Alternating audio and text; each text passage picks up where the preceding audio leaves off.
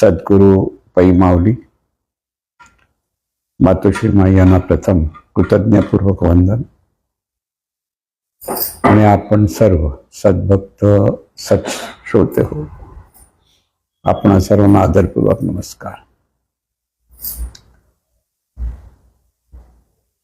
आज सोमवार. आपण जे चिंतन करीत आहोत ते म्हणजे चला आपण सारे आनंदाने जीवन जगूया.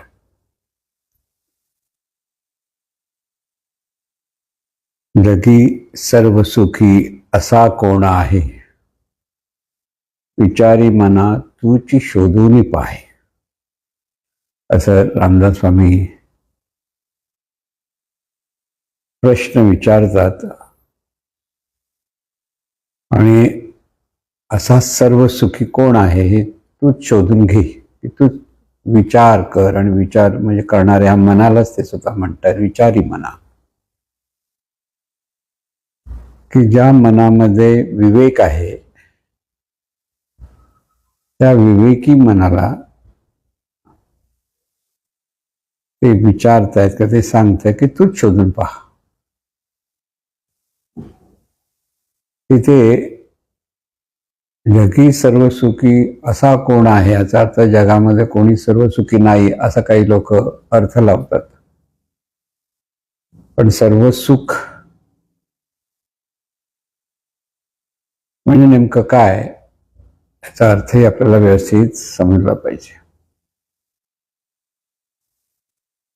शरीराच्या अपेक्षेत सुख म्हणजे त्याला आपण शारीरिक सुख म्हणतो. मनाच्या अपेक्षेत असलेले सुख त्याला मानसिक सुख म्हणतो. आणि तिसरं सुख म्हणजे आत्मिक सुख म्हणजे पारमार्थिक सुख. हे तिन्ही मिळून जे आहे ते सर्व सुख. म्हणून सर्व सुखी असं ज्याला आपण म्हणत असतो तेव्हा हे तिन्ही अंगाने माणूस सुखी असेल तर तो सर्व सुखी असतो. सर्व अवस्थेमध्ये तो सुखी असतो. सर्व काळामध्ये तो सुखी असतो. आणि म्हणून प्रपंचामध्ये लोक जीवन जगत असताना शारीरिक सुख म्हणजे शरीराला होणारं सुख, शरीराच्या अपेक्षेत सुख. भूक खूप लागलेली आहे, जेवण मिळत नसेल तर माणूस बेचैन होतो म्हणजे दुःखी होतो खरा. पण त्याला जर ते अन्न सुंदर अन्न मिळालं की ते अन्न घेऊन की अन्न ग्रहण करून त्याची भूक जाऊन तिथे तृप्तता येते तर तो सुखी असतो. त्याला आपण शारीरिक सुख म्हणतो. म्हणजे शरीराला लागणारं तहान भूक की शरीराच्या मिळणाऱ्या सुख सोयी म्हणतो त्याला. कारण म्हणजे शारीरिक सुख म्हणजे सुख सोयी मिळतात तेव्हा शरीराला सुख होतं. आणि म्हणून त्याला सुख सोयी असा सुद्धा शब्द वापरतात. म्हणजे प्रपंचामध्ये माणसं सुख मिळवण्याचा जे प्रयत्न करत असतात त्यावेळेला त्या सुखसोयी मिळवण्याचा प्रयत्न करतात. आपण सर्वसाधारण ज्या पाहतो की पैसा मिळाला की सुखसोयी मिळतात. म्हणून पैसा लोकांना हवा असतो कारण सुखसोयींना ते सुख समजतात. पण ती आहे सुख सोयीतून होणारं सुख. म्हणजे सोयी मिळाल्या की सुख होतं. वेळेवर जेवण मिळालं की सोय होते. तहान लागताच पाणी मिळतं तर सोय होते. थंडी लागताच कपडे मिळाले तर सोय होते. म्हणजे शरीराच्या सोयी किंवा शरीराला ऐश्वर्य संपन्न अशी अवस्था प्राप्त होते तेव्हा सुख होतं. म्हणजे सोयी मिळतात. सोयीमुळे सुख होतं. त्याला सुख सोयी म्हणतात. त्यालाच आपण शारीरिक सुख म्हणतो. आणि हे शारीरिक सुख पैशाने मिळतं. म्हणून पैशाचं महत्त्व प्रपंचात अधोरेखित झालेलं आहे. की लोकांना वाटतं की पैसा मिळाला की आपण सुखी होणार. पण खूप पैसा असलेली माणसं, श्रीमंत माणसं, सोयी सगळ्या मिळालेल्या आहेत आणि त्या सर्व अंगाने त्या सोयी मिळाल्यामुळे तिथे शारीरिक सुख तिथे आहे, पण तरी सुद्धा भविष्याची चिंता असते, त्या भूतकाळातलं अनिष्ट गोष्टीचं जर चिंतन असेल तर सगळ्या सोयी म्हणून सुद्धा माणूस बेचैन असतो, म्हणजे दुःखी असतो. म्हणून सुख सोयीने मिळाल्या तरी, की श्रीमंत माणसांकडे सगळ्या सोयी मिळाल्या, सोयी असल्या तरी तो सुखी नसतो. कधी कुटुंबामध्ये वादविवाद असतात आणि त्यामुळे माणसं मन बेचैन असतं आणि त्यामुळे सोयी मिळाल्या म्हणजे तो सुखी झाला असं नव्हे, पण सोयी हे शारीरिक सुख मिळवण्यासाठी पैसा हा आवश्यक आहे इतकं ते मात्र खरं असतं. म्हणजे पैसा नसेल तर त्या सोयी मिळणार नाहीत. ते 2 वेळचं जेवण किंवा चांगली वस्त्र किंवा निवारा हे सगळ्या सोयी आहेत, लक्षात घ्या. आणि त्याच्यामुळे शरीराची सोय होते आणि सोय मिळाल्यामुळे बरं वाटतं, त्याला आपण सुख समजतो, पण ती सोय असते, एवढंच फक्त इथे लक्षात ठेवता येतं. मग शारीरिक सुखसोयी मिळाला तरी माणूस दुःखी असतो. म्हणजे आणखीन सुख म्हणजे काय हे कळलं पाहिजे. म्हणजे सुख म्हणजे काय हे कळणं किती महत्वाचं आहे हे लक्षात घ्यायचं. दुसरी गोष्ट अशी असते की मनाचं स्वास्थ्य असेल तेव्हा माणसाला सुख असतं. म्हणजे ज्यावेळेला मन अस्वस्थ असतं तर दुःखी असतो, तेच मन स्वस्थ झालं तर तो सुखी होतो. गाढ झोपेत माणूस सुखी असतो असं म्हणतो का? कारण तिथं दुःख नसतं म्हणून तो सुखी असतो म्हणतो. गाढ झोपेत सुख दुःखाच्या पलीकडे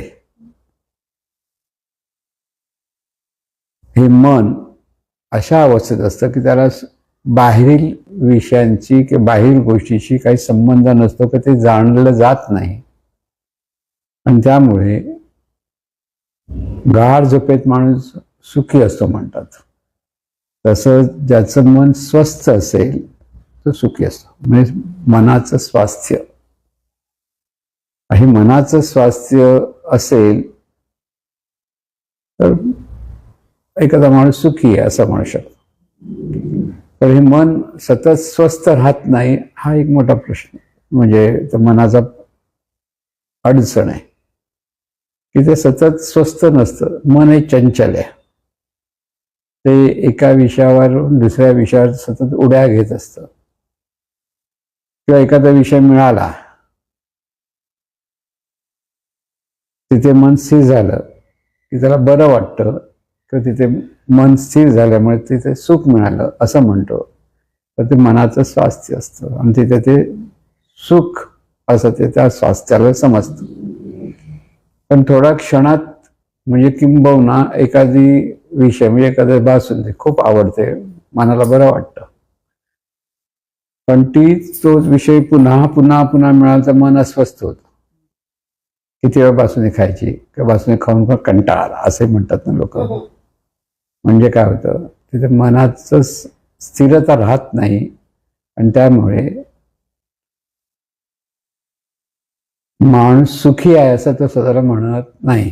म्हणून शारीरिक सुखसोयी मिळाल्या आणि मन जेव्हा जेव्हा स्थिर होतं किंवा मन स्वस्थ असतं त्यावेळेला त्याला सुखाचा अनुभव आला असं तो म्हणतो, की त्याला खूप बरं वाटतं म्हणतो. त्यावेळेला ती मनाचं स्वास्थ्य असतं आणि मनाच्या स्वास्थ्याला तो सुख म्हणतो. म्हणजे ही दुसरी अवस्था मनाची. पण मन सतत स्थिर नसतं आणि त्यामुळे काही वेळेला माणूस जो बरं वाटतं म्हणतो, आनंदात आहे म्हणतो, तोच काहीतरी मनाचं स्वास्थ्य बिघडलं की मन अस्वस्थ झालं तर आपण दुःखी आहोत असंच तो म्हणतो. त्यामुळे हे दोन्ही अंगाने सुख सोयीने माणूस सतत सुखी राहत नाही मनाचं स्वास्थ्य नसल्यामुळे तो सतत सुखी नसतो. थोड्या वेळासाठी सुखी आणि बराच वेळ दुःखी अशी अवस्था माणसाची असते. सुख जावा एवढे आणि दुःख पर्वता एवढे असं जे म्हटलं जातं ते ह्याचमुळे म्हटलं जातं. किंबहुना गौतम बुद्धांनी सिद्धांत मांडलाय की सर्वसाधारण माणसं त्यांच्या वाट्याला दुःख हे असतंच की तो दुःखीच असतो. त्या दुःखातून बाहेर कसं पडायचं ते मी शिकवतो असं गौतम बुद्ध सांगायचे. पण ते बाहेर पडायला काय करावं लागेल तर मनाला स्वस्थ बनवायचं कसं, की स्वस्थ कसं राखायचं ती कला शिकायची असते. त्यामुळे मन सतत एका विषयावरून दुसऱ्या विषयावर उड्या मारत असतं. आणि हे मन सतत विषयाने निर्णय वस्तू हे हवं किंवा हे नको, हे हवं की हे नको, हवे नको ह्यात मन इतकं अडकलेलं असतं. त्यामुळे ते चंचल असतं. तर त्या चंचल मनाला स्थिर करणं आणि स्थिर करण्याची कला अवगत झाली तर मनाला स्वास्थ्य मिळतं आणि ते बरं वाटतं की सुखी होतं. आणि त्यासाठी विषयांपासून अलिप्त राहायला मनाला शिकवलं जातं. आता कठीण आहे, पण ध्यान धारणा किंवा समाधी अवस्थेत राहून मनाला स्थिर करता येतं आणि त्या स्थिर अवस्थेमध्ये मनाला सुख मिळतं. आणि तेही आपण म्हणतो ते तिथे मनाला बरं वाटलं की तो मन स्थिर झाल्यामुळे तो सतत सुखी आहे असंही म्हटलं जातं. पण ह्या सर्वांहून एक आणखीन सुख आहे आणि त्याला म्हणतात आत्मिक सुख. आत्मिक सुख याचा अर्थ ही पहिली दोन सुख ही देहभावाच्या अधिष्ठान असतात. देहभावातून आपण जे जीवन जगतो, मी देह आहे या भावातून जे आपण जीवन जगत असतो, त्या मी देह अधिष्ठानावर सुखसोयी हव्यात आणि त्या हवेपणातून मिळालं की बरं वाटतं. की मी देह आहे म्हणताना एखाद्या ठिकाणी मन स्थिर झालं की बरं वाटतं. पण देहभावामुळेच हे मन चंचल असल्यामुळे ते परत सतत सुख राहत नाही. असं सुख आणि दुःख हे आपल्या जीवनात सतत येत असतं आणि तिथेच माणूस गुंतलेला असतो. म्हणून ह्याही पलीकडे जे आत्मिक सुख आहे ते मिळवण्याचा वेदकालीन ऋषींनी मार्ग शोधला आणि त्याला म्हणतात आत्मज्ञानापासून मिळणारं सुख. आत्मज्ञान म्हणजे आपण जे मुळात आहोत ते जे आपलं स्वरूप आहे त्या स्वरूपाच्या ठिकाणी ह्या मनाचा लय केला तर जे प्राप्त होतं त्याला म्हणतात आत्मसुख. मनाचा लय झाला. इथे दोन्ही ठिकाणी मन कारणीभूत आहे. सुखसोयीने मनालाच बरं वाटतं म्हणून मनाला सुख मिळतं.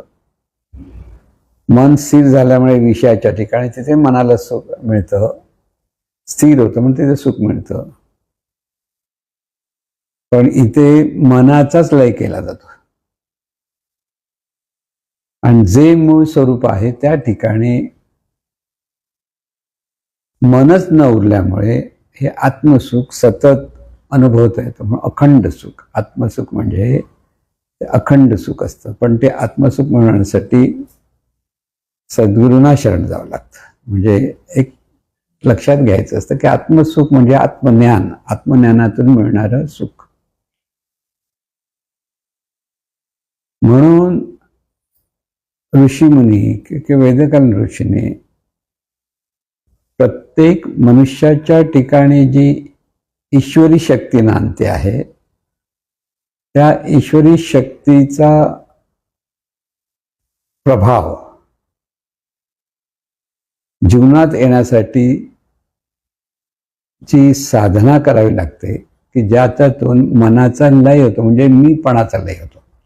लक्षात घ्यायचं, मनाचा लय म्हणजे नेमका कशाचा लय? मीपणाचा लय असतो. देहभावातून जो मीपणा आहे प्रत्येकाकडे त्यातून हवं आणि नको ह्या द्वंद्वात हे मन गुंतलेलं असतं. हवं ते मिळालं की सुखी होतं म्हणतं, आणि नाही हवं ते नाही मिळालं तर दुःखी होतं. ते नको ते मिळालं तर दुःखी होतो, नको ते नाही मिळालं तर सुखी होतो. अशी जी मनाची अवस्था आहे ती मनाचा मीपणा तिथे कारणीभूत असतो आणि त्या मीपणामुळे माणूस दुःखी होतो. म्हणून मनाचा लय म्हणजे मीपणाचा लय व्हायला पाहिजे. म्हणजे ते मी पण लोप पावतं, तिथे सहज सुख अनुभवता येतं. आणि हे सहज सुख ज्याला अनुभवता येतं तो सर्व सुखी असतो. मग त्याला हे जर सहज मिळालं तर त्याला सुखसोयी कमी जास्त मिळाला तरी तो दुःखी होत नाही.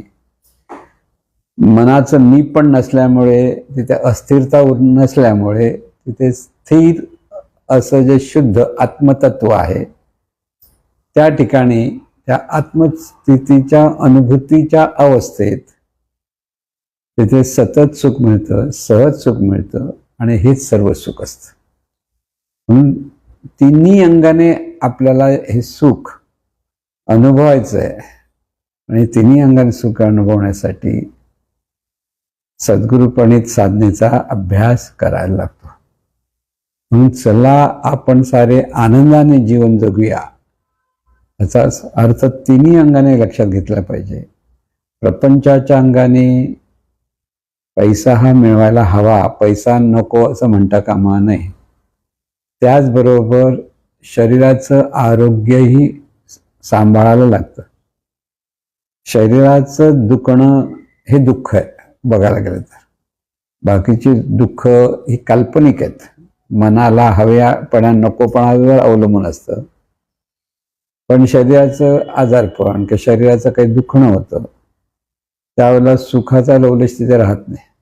म्हणजे ते किती बाकीच्या सोयी मिळाल्या की आपल्याला म्हण आहे, चणे आहेत पण दात नाहीत आणि दात आहेत तर चणे नाहीत, अशी जेव्हा अवस्था असते त्या माणसाला दुःख असतं. म्हणून इथे सर्व अंगाने सुखी होण्यासाठी प्रपंचाच्या अंगाने आपल्याला पैसा हा मिळवावाच लागतो, त्यासाठी कामही करावंच लागतं आणि ते काम प्रामाणिकपणे करावं लागतं. तिन्ही गोष्टी ते लक्षात घ्या. म्हणजे हे करण्यासाठी प्रत्येकाला काम हे करावंच लागतं. म्हणजे कर्म हे करावं लागतं की उत्पन्न मिळवण्यासाठी काम करावं लागतं. हे सर्व अंगाने शरीराला काम हे करावंच लागतं. आणि त्यासाठी जो आळस करतो तो दुःखी असतो. कधी आळस करतो त्याला दुःख वाटायला येणारच, कारण ते सुखसोयी मिळणार नाहीत. आणि जिथे सुखसोयी नसतात त्या समाजात त्याला सन्मान नसतो. परत लक्षात. आणि ज्याला सन्मान नसतो तिथे माणूस दुःखी होतो. त्या मनाला सन्मानाची आवड आहे, कौतुकाची आवड आहे. म्हणून ज्या समाजामध्ये आपण राहतो त्या समाजामध्ये सतत अपमान वाटायला आला तरी माणूस दुःखी होतो, कारण मन अस्थिर होतं त्याच्यामुळे. आणि म्हणून ज्या समाजामध्ये राहतो तिथे आपल्याला सन्मानपूर्ण जीवन जगायचं असेल तर प्रपंच सुखाचा करावा लागतो, हे लक्षात ठेवा. प्रपंच सुखाचा करण्यासाठी प्रयत्न केले पाहिजेत, काम केलं पाहिजे आणि कामातून सोयी, पैसा मिळाला की सोयी मिळवता आल्या पाहिजेत. आणि सोयी मिळवणं वाईट नाही आहे. किंबहुना जो कष्ट करतो, काम करतो, ज्याला पैसे मिळतात त्या पैशाच्या द्वारे तो या सुखसोयी मिळवू शकतो. पण त्याच वेळेला त्याच पैशाचा लोकांना मदतीसाठी उपयोग करून मनाचं स्थैर्यही तो अनुभवू शकतो. म्हणून पैसा वाईट नाही. लोक म्हणतात पैसा वाईट आहे. पैसा वाईट नाही. पैशाच्या द्वारे जर मन त्या पैशाचा चांगला उपयोग करू शकत असेल पैसा चांगलाच आहे, वाईट काहीच नाही, लक्षात ठेवायचं. म्हणून मन स्वस्थ पाहिजे असेल तर मनाच्या ठिकाणी सत्कर्म करण्याची वृत्ती निर्माण झाली पाहिजे. जिथे सत्कर्म आहे तिथे मनाचं स्थैर्य आहे, लक्षात ठेवा. म्हणजे आहे सोपं. म्हणून काम करणं, त्याच्यातून आपला संसार व्यवस्थित करणं, त्याच्यातून सुखसोयी मिळवणं आणि त्याच पैशाचा सत्कर्मासाठी वापर करण्यातून मन स्थिर होतं, समाधान मिळतं आणि समाधान मन मिळालं की मनाला सुख मिळालं असे म्हणतो. म्हणून ह्या दोन्ही गोष्टी आवश्यक आहेत. मनाचं स्थैर्यही हवं, आपल्याला हवं असतं, पैसाही हवा असतो आणि परत त्याही पलीकडे तिसरी जी मनाचा विकार जिथे होतो की जिथे मी पण गळून पडतं, आणि जिथे मी पण गळून पडतं तिथे आत्मिक सुख प्रगट होतं. आणि आत्मिक सुखामध्ये माणूस सतत सुखी होऊन जातो, सतत अखंड सुखी. म्हणून अखंड सुखी होण्यासाठी तिन्ही गोष्टी आवश्यक आहेत, एकच नाही. जीवनाची तिन्ही अंग आहेत, शरीराच्या अपेक्षेत, मनाच्या अपेक्षेत आणि आत्मतत्वाच्या अपेक्षेत. म्हणून तिन्ही अंगाने ज्या मनुष्याला ह्या तिन्ही अवस्था आपल्या कळतात की तिन्ही अवस्थेतून कसं जीवन जगायचं हे जर कळलं तर तो सर्व सुखी होतो. ज्ञानाने माणूस सुखी होतो, लक्षात घ्या. पण बऱ्याच वेळा लोक म्हणतात अज्ञानात माणूस सुखी आहे. अज्ञानात सुखी म्हणजे एखादा दुर्धर आजारी माणूस आहे आणि त्याला वेदना कमी होण्यासाठी औषध देऊन त्याला तो बरा होणार, तू बरा होणार सांगणार, आणि त्याचा मृत्यू 2 दिवसावर. त्याला अज्ञान आहे, त्याला माहित नाही. पण त्याला जर कोणी डॉक्टर सांगतो आता मरणार तर दुःखी होईल पटकन. मग ते न सांगून तो अज्ञानात ठेवलं आणि त्याचा मृत्यू झाला तर तो अज्ञानात सुखी झाला असं होतं ना. आणि म्हणून अज्ञानात सुख आहे असं म्हटलं जातं, पण ते खरं नाही.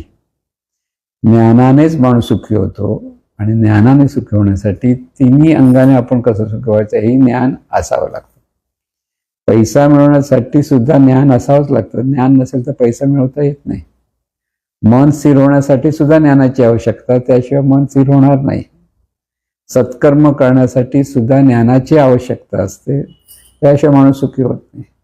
आणि सत्कर्म करता करता मनाचा मीपणा कमी होण्यासाठी जेव्हा एखादा मनुष्य प्रयत्न करतो, सद्गुरूंना शरण जाऊन त्यांच्या ज्ञानाप्रमाणे साधना करतो आणि त्या साधनेतून त्याला जे ते आत्मसुख प्राप्त होतं तर तो अखंड सुखी होतो. म्हणून सारे आनंदाने सुखी होऊया ह्यासाठी प्रत्येक मनुष्याला स्वतःला कर्म हे करावंच लागणार. की प्रत्येक वैयक्तिक लेवलला, वैयक्तिक पातळीवर माणसाने स्वतः सुखी होण्यासाठी प्रयत्न केला पाहिजे. स्वतः प्रयत्न केला नाही तर तो सुखी होऊ शकत नाही. स्वतः ते ज्ञान प्राप्त करून घेतलं नाही तरी तो सुखी होऊ शकत नाही. म्हणून सुख मिळवण्यासाठी प्रत्येकाला स्वतःला प्रयत्न केले पाहिजेत. आणि स्वतःला प्रयत्न केला तेव्हा हे आतून मिळणारं सुख त्याला प्राप्त होतं आणि तो सर्व सुखी होतो. कोणीतरी आशीर्वाद दिला आणि मग तो सुखी झाला असं कधी होऊ शकत नाही. ज्याचं सत्कर्म आहे, ज्याच्याकडे ज्ञान प्राप्त करण्याची तळमळ आहे, ज्याच्याकडे कष्ट करण्याची तयारी आहे, त्याला सर्व अंगाने तो सुखी होऊ शकतो. म्हणून सर्व अंगाने सुखी होण्यासाठी ज्ञान, सत्कर्म आणि भक्ती या तिघांची आवश्यकता असते. बऱ्याच वेळा ज्ञानयोग, भक्तियोग, कर्मयोग जे सांगितलं जातं त्याचा अर्थ हा की ज्ञान म्हणजे आपण म्हणून जे आहोत, आपलं जीवन जे चाललंय ह्या त्याचं सर्वांगाने ज्ञान असलं पाहिजे. शरीराचं आरोग्य कसं राखायचं हे ज्ञान असलं पाहिजे. शरीराला कष्ट देऊन शरीर कसं व्यवस्थित म्हणजे कसं सहजपणे कार्यकुशल होऊ शकतं याचंही ज्ञान असायला हवं. पैसा मिळवण्यासाठी ज्ञान असावं लागतं, मन स्थिर होण्यासाठी ज्ञान असावं लागतं, आणि आत्मसुख मिळण्यासाठी सुद्धा सद्गुरूपणे ज्ञानाचीच आवश्यकता असते. म्हणून तिन्ही अंगाने जर ज्ञान एखाद्या मनुष्याला प्राप्त झालं तर तो सर्व सुखी होऊ शकतो. त्याने प्रयत्न केले तर. परत लक्षात एवढं सगळं मिळतं आणि तरी प्रयत्न नाही केला तर तो सर्व सुखी होऊ शकत नाही. म्हणून प्रत्येक मनुष्याला सर्व सुखी होण्याचं सामर्थ्य त्या मनुष्याच्याच ठिकाणी आहे, प्रत्येक मनुष्याच्या ठिकाणी.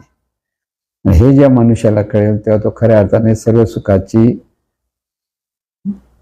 प्राप्ती करून घेऊ शकतो. आणि ही सर्व सुखाची प्राप्ती सर्वांना हो अशी सद्गुरूचरणी प्रार्थना. हे ईश्वरा सर्वांना चांगली बुद्धी दे, आरोग्य दे, सर्वांना सुखात आनंदात ऐश्वर्यात ठेव. सर्वांचं भलं कर, कल्याण कर, रक्षण कर आणि तुझे गोड नाम मुखात खंड राम. सद्गुरुनाथ महाराज की जय.